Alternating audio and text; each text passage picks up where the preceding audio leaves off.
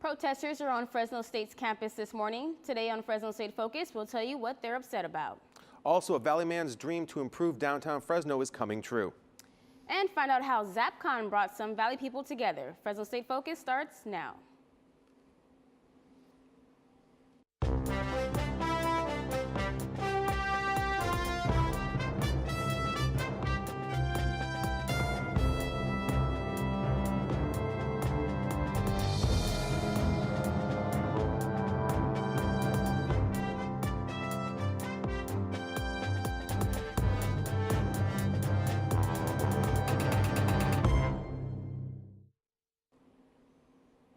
Hello and welcome to Fresno State Focus. I'm Tia Vance. And I'm John Dix.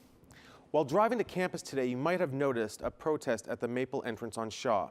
Protesters had signs saying that Cal State University and Sundance Construction were under federal investigation for violating workers' rights. The protesters would not speak on camera and only handed out flyers. According to the flyer, they are from Carpenter's Local 46. The union would not return phone calls.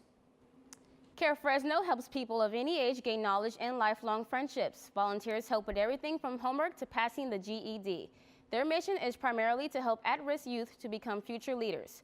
Fun Day occurs on Friday when kids usually don't have homework and they have to be at the program because their parents are at work. During this time, kids of all ages do fun activities inside and outside the classroom. Director Nick Jones says they're trying to find adults who will mentor for at least a year. So what we're trying to do is get churches to not just come and do a project where they hand out food, but to come and actually be amongst the people, get to know them, build relationships that are long-term. The end goal of our program is how do we get healthy mentors into the lives of those living in high-crime communities, specifically youth. The people who tutor kids in the apartment complexes also live there. Usually those who grew up in the program become tutors. Some of the services Care Fresno offers are sports, summer activities, camp, teen-inspired activities, and soon vocational training will be added. A man's lifelong dream to revitalize downtown Fresno is finally becoming a reality. Angela Sasaki has the story. Peeves Public House is a pub and market on Fresno's Fulton Mall. There you can find anything from a variety of entrees, Fresno State wines, produce, and more. Peeves owner Craig Sharton says the restaurant opened just over a year ago, and he hopes it will bring his hometown's downtown back to life. Downtown revitalization here and in other cities has really been my lifelong passion. That's what I like. I started in the Tower District when I was 25, and I really like revitalization and also economic development by supporting local business. Fresno has several restaurants to choose from, but the unique thing about Peeves Public House is its farm-to-table methods. In fact, almost everything on the menu is made with fresh produce from right here in the Central Valley, including this one right here.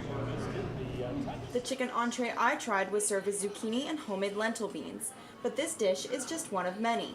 The menu actually changes daily to accommodate fresh produce, and everything on it is made from scratch.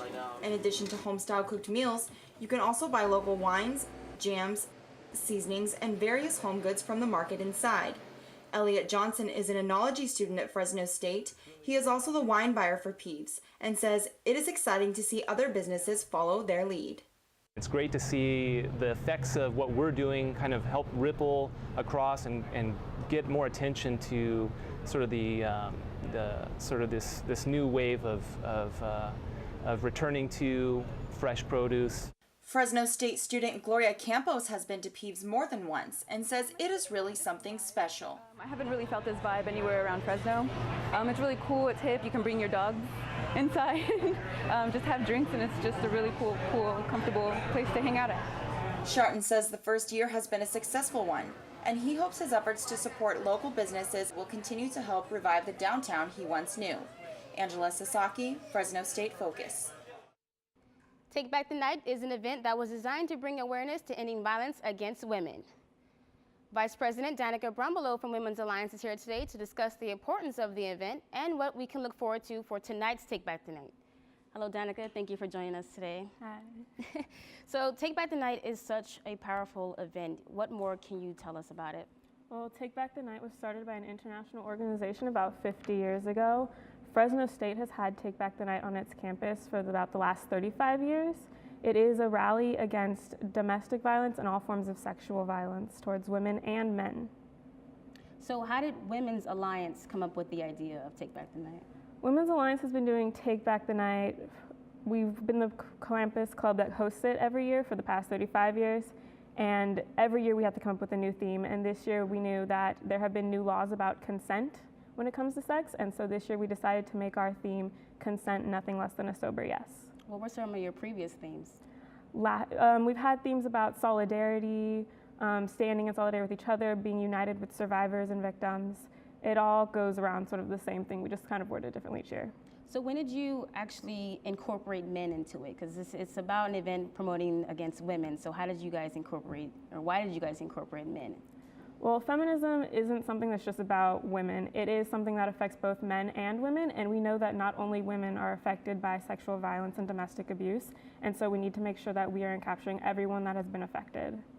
So why do you think it's so important, in your opinion, to promote the empowerment of women? We're a group that's been oppressed for a while, and although it may not constantly seem as though every day you're being beaten down by oppression, there are these small microaggressions that are making it where you see that at the end of the day every now and then you're being pushed back or you're being held back, and that's something that we need to fight against. And that's why we feel it's so important to do events like this on campus. So why did you get involved with this? I've always sort of identified as a feminist growing up, and when I came to this school I didn't know that there was going to be something for me until I found Women's Alliance. And once I went to the meetings, I saw that they're doing so much good, not only for like the women on campus, but for the community as well. And I felt it was very important for myself to join and become a part of everything that we do here. Right. This event, it's so powerful. I believe it can touch people inside and outside the Fresno State community. So how often do you get people who actually come and like speak up and, you know, tell their stories about what has happened to them?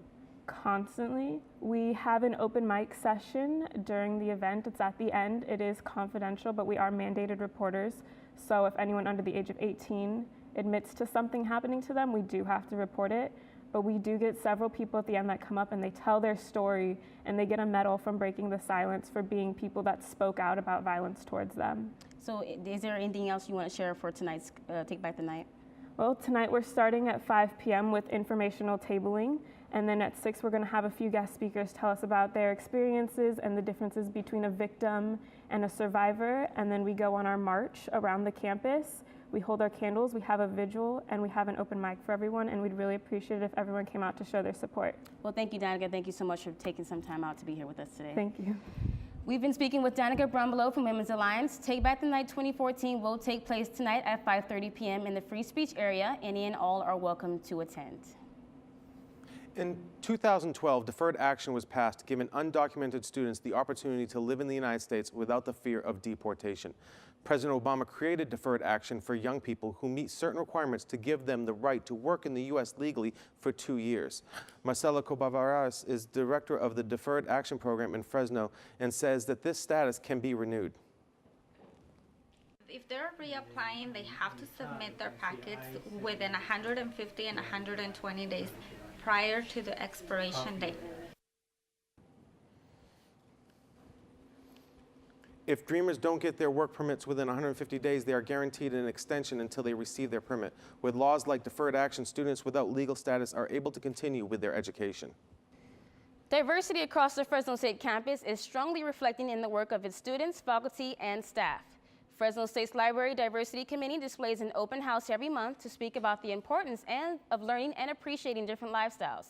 The committee is dedicated to reducing any barriers to success that come from race, ethnicity, culture, and much more.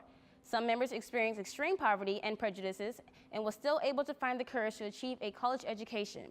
Co-chairs Jennifer Crow and Julie Moore says that the LDC focuses on all cultures with an open mind. In addition to different races, different cultures, different histories, we look at all peoples, and it's just very important. The LDC wants to encourage the Fresno State community to consider the importance of maintaining a harassment-free campus. An open house is held once a month in the library to promote the significance of it. This weekend, game lovers and comic readers got a chance to experience one of the biggest comic conventions around this area. ZapCon was a two-day event that offered board game tournaments, comics, gaming, and cosplay while giving artists a chance to sell their art. It also had guest speakers such as Blake Foster, preteen Power Ranger from the series Power Rangers Turbo. This convention was not only held to sell comics or play video games, but also to meet people who share similar interests. That's why Jenica Ortiz decided to attend. Okay, this is my perfect chance to just go to a little local convention and hang out with people who actually like stuff that I do. So it's just sort of fun for me to just connect with people that like the same things as me. This is the first time ZapCon takes place, and organizers hope that this event happens every year with the help of geeks around the Central Valley. The convention was held in the Fresno Convention Center, Valdez Hall. Fresno State is working hard to find a cure for breast cancer. Coming up on Fresno State Focus, how biology students are doing their part. Plus, we'll be visiting a professor who has stories to tell about his time in Asia. All that when we come back.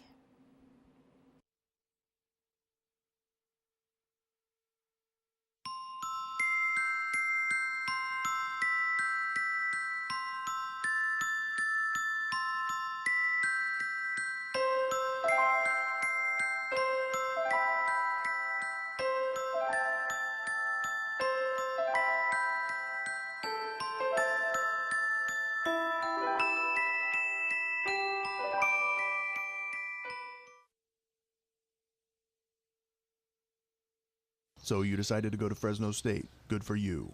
But you were too insecure to show Fresno State pride? That's a problem. Because you never bothered to show pride in your school, you are shunned by other students. Professors can smell the stench of impending failure on you and take no pity. Even the mass communication students agree you have no future. But all of this could have been avoided if you simply showed your pride for Fresno State. I am Fresno State. Fresno State pride. Show it or face the consequences. With the number of breast cancer cases rising in the valley, many people are raising money to help find a cure for the disease. Dana Lipkin tells us how biology students are doing their share of the research. Summer, it was the infamous ALS Ice Bucket Challenge, a challenge where people raised awareness for amyotrophic lateral sclerosis. From celebrities like James Franco, Carrie Underwood, and even the Today Show, Matt Lauer, people all over the world were fighting for the cause. Now, it's October, National Breast Cancer Awareness Month, and the pink is endless. People wearing pink clothes and wigs, to even the NFL supporting the cause with pink socks, shoes, and wristbands. But where does the fundraising money go to by raising awareness? Much of it goes to research, and here at Fresno State, the school has joined forces with the National Cancer Institute to help find a cure for the disease.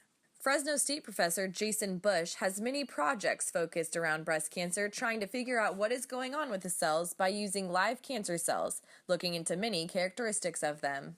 We are looking at different aspects in the biology of breast cancer cells. So things like how do they respond to various drugs. For example, there is a particular type of drug that is used to treat women with metastatic breast cancer. If the cancer isn't treated, it can travel to other places in the body like the liver, lungs, bloodstream, and bones. Senior Kenya Covarrubias has been studying the breast cancer cell for the last 3 years. I think it's really interesting about breast cancer and just cancer in general is that it's not consistent. It's always constantly changing. So when you'll think that you found something and then the next day or maybe the next month it'll be something totally different. Bush explained that most women that have breast cancer carry the cancer gene, but that was not the case for breast cancer survivor Leslie Menas. I don't carry the gene. I was tested and I don't carry the gene, and it was just a fluke thing. And people are fighting for cures all across the valley, and on October 25th, don't miss the 16th annual Komen G race, which will take place here at Fresno State. Thousands of people are expected to run in this year's event, and $350,000 is this year's goal for the cure. Dana Lipkin, Fresno State Focus. Good instructors have experience in what they teach. Bradley Martin is no different. He was a foreign correspondent in Asia for both Newsweek and the Wall Street Journal. Now Martin is sharing his stories and wisdom with Fresno State students. This semester he is teaching foreign correspondence and in-depth reporting. He says that he loves traveling to different universities to share his experience. If I can teach people to write better, you know, organize a story better and write it better and make more sense, I enjoy that. You know, that's great. For the spring 2015 semester, Martin will again teach the class on in-depth reporting and a new course on global media. Many Fresno State students do an internship just looking for some real-world experience. Some turn that internship into something more. With me today is one of the lucky ones. Jessica Philgate is a graduate of Fresno State who turned an internship into a job doing marketing for Fulton 55 here in Fresno. Thank you for joining us. Thank you for having me. So how many internships did you start with? Well, I've had several. I've worked at the Art Museum, the Fresno Art Museum. I've worked with, interned for the Fresno Clovis Convention and Visitors Bureau, and also Fulton 55. And doing those internships, what experience did it get you to help you get a job with one of them later on? Well, internships are very valuable. They help you meet people and get out there in the community, and you can use those relationships a lot when you're actually in your job. And so it really helps you to build confidence and to learn about the career that you may want. Even if your internship isn't completely related to what you want to do, there's still a lot of things that can relate. And what was your major? What did you major? Marketing. And so the classes that you took, how did that prepare you for your internships, or did it prepare you? Well, I actually have my certificate in sports and entertainment facility management, which really prepared me for my internship at Fulton 55.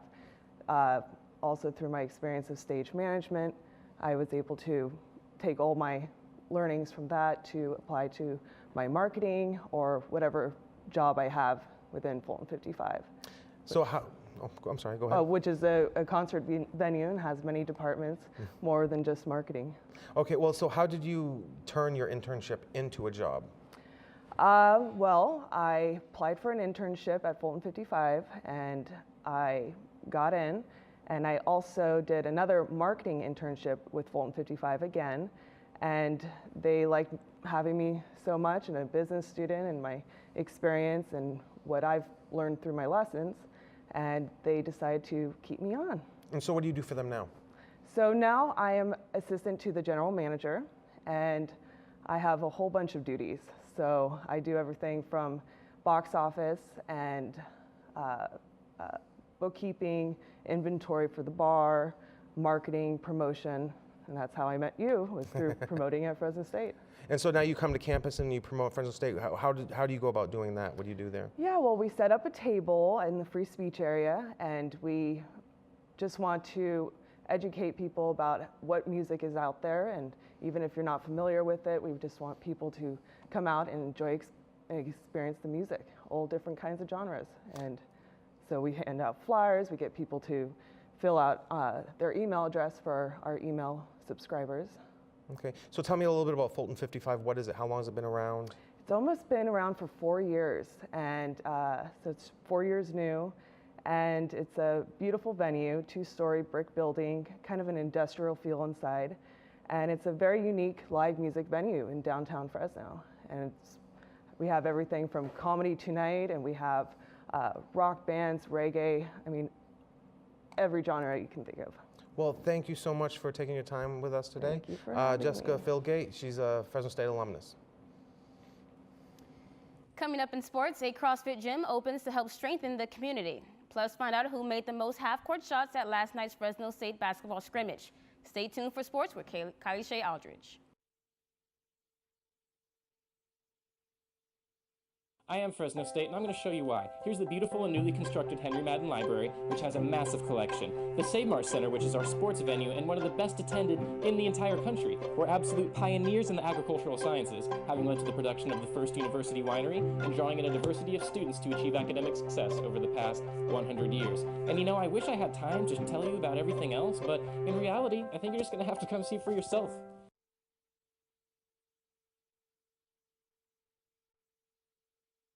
I am, and always will be.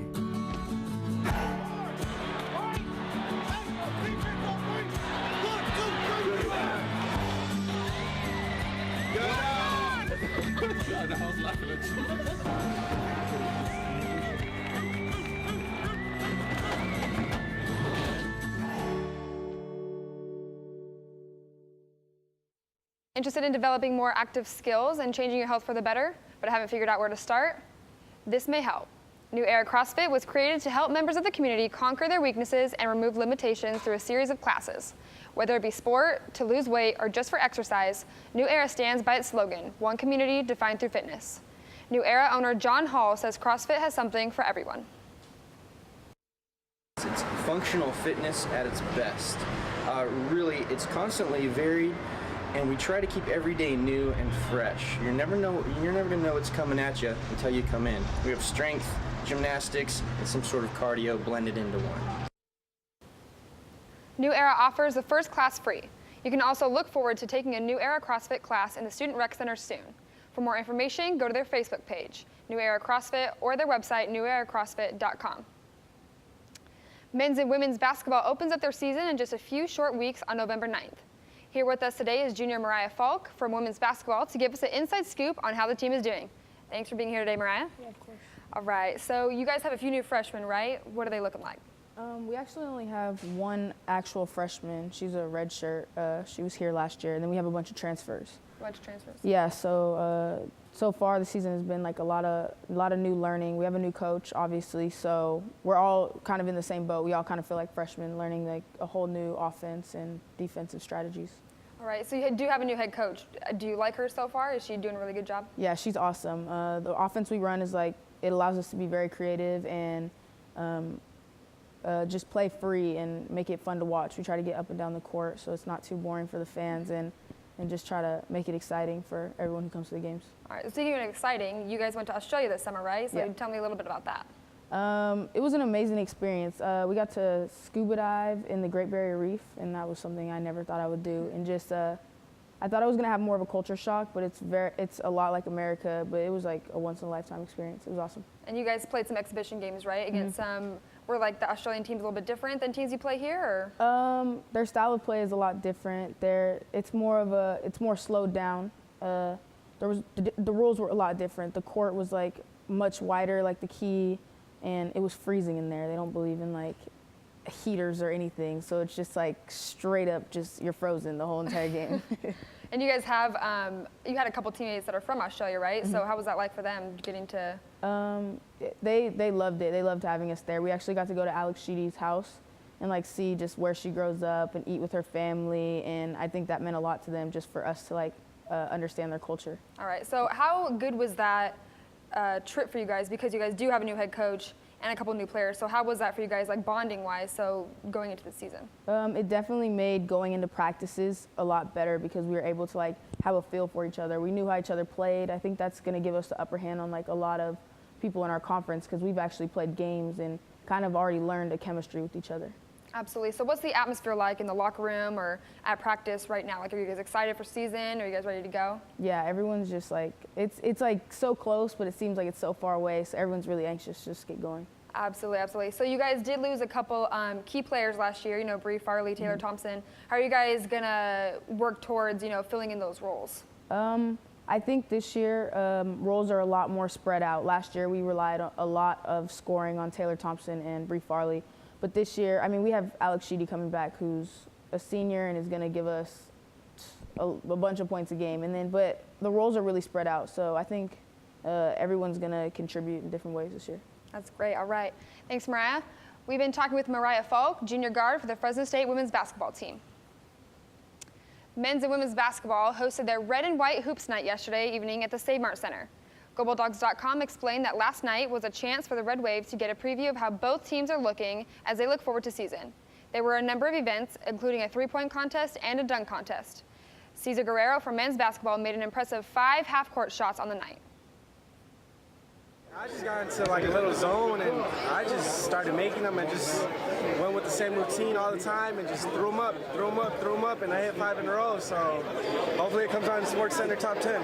Yeah, It was a good night for Bulldog basketball. The men's team will open up versus UC Santa Cruz, and the women's will open up against Notre Dame de Namur. Both are on November 9th at the Save Mart Center. What used to be one of the biggest Halloween attractions in Clovis is now up for sale and set to be demolished in a few short months. It's been said that Wolf Manor is haunted. Reporter Marina Minas goes inside for the story.